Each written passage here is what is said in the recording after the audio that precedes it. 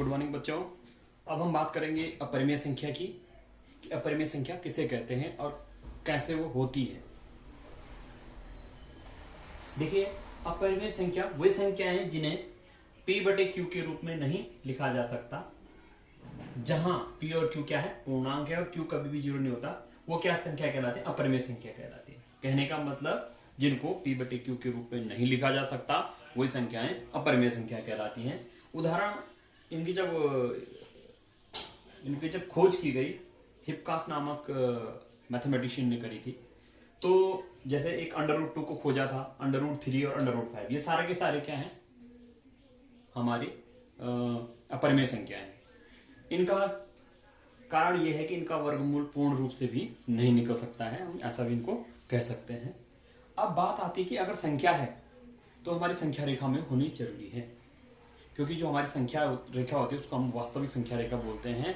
और जो अपरिमेय संख्या है ये भी वास्तविक संख्या का एक पार्ट है, क्योंकि परिमेय संख्या और अपरिमेय संख्या अभी तक जो हम परिमेय पहले पढ़ी थी, जितनी सारी परिमेय थी, परिमेय और अपरिमेय संख्याओं का जो संग्रह है वो वास्तविक संख्या कहलाती है। अब मैं थोड़ा ये बताना चाह रहा हूँ कि वास्तविक संख्या रेखा जो होती है उसमें हम अपरिमेय संख्या को किस प्रकार से प्रदर्शित करेंगे। देखिए, ये एक संख्या रेखा बनाई गई है जिसमें 0 बीच में है, इस तरफ नेगेटिव नंबर है और इधर पॉजिटिव नंबर है। 1 2 8 यहाँ लिखा है, 1 7 तक यही लिखे मैंने। अब बात आती है √2 को कहाँ दिखाएं, इसके बीच में। तो √2 को नाप के तो दिखा नहीं सकते, तो इसको दर्शाने के लिए एक वृत्ताकार वृत्त मतलब आर्क खींचते हैं। वो कैसे खींचते हैं, हमें √2 निकालना है, तो √2 के लिए यहाँ पे हमारा 1 है, तो ठीक यहाँ पे 90 अंश का कोण बनाते हुए जितना ये 1 सेंटीमीटर है, एक का यहाँ पे इकाई का एक लाइन खींची और इससे एक संपूर्ण त्रिभुज पूरा कर लिया।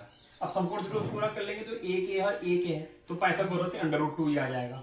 जब √2 ये आ जाएगा तो प्रकार में यहाँ पे 0 पे प्रकार का नोक होगी और यहाँ पे पेंसिल और इससे एक आर्क खींच लेंगे। जहां पर वो संख्या रेखा को काटेगा, इसका मतलब ये है कि यहाँ पे क्या आएगी, हमारी अपरिमेय संख्या √2 आएगी। उसी की तरह आगे बढ़े, √3 की बात करें तो अब इस त्रिभुज में जो एक कोना है, यहां से 90 अंश का कोण बनाते हुए इकाई अंक का हमने क्या करना है, लाइन खींचनी और फिर संपूर्ण त्रिभुज पूरा कर लेंगे। अब ये 1 है, ये √2 है, इन दोनों को मिला के पाइथागोरस प्रमेय करेंगे तो √3 आ जाएगा।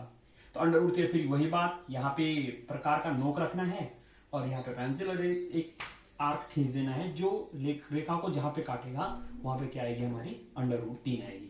ये सामान्य सा तरीका है हमारा अपरिमेय संख्याओं को वास्तविक संख्या रेखा में दर्शाने का।